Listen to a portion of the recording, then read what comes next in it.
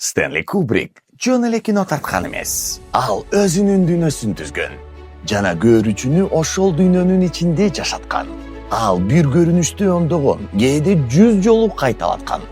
Бул жетишпегендик эмес, чындыкты табуу аракети болчу. Жаркыраак тасмасында айрым көрүнүштөр кайра-кайра тартылган. Актрисанын чарчоосу кадырдан ачык сезилет. 2001 Космостук Одиссея 1968 жылы чыккан. Бирок анда келечекте гана пайда болгон нерселер көрсөтүлгөн.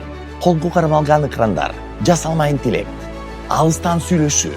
Кубрик окумуштуулар менен иштеп, келечекти алдын ала элестеткен. Кээ бирлер Кубрик айга коонуу тасмасын тарткан дешет. Бул чындыкка дал келбеген божомол. Мындай ойго анын өтө так иши себеп болгон. Кубриктин ар бир тасмасы бүтүн бир система. Жарык, үн, кадырдын түзүлүшү баары бир максатка иштейт. Механикалык апельсин адамдын таноосу жөнүндө, толук металл кабык адамды өзгөрткөн система жөнүндө, кенери жабык көздөр менен жашыруун калоолор жөнүндө.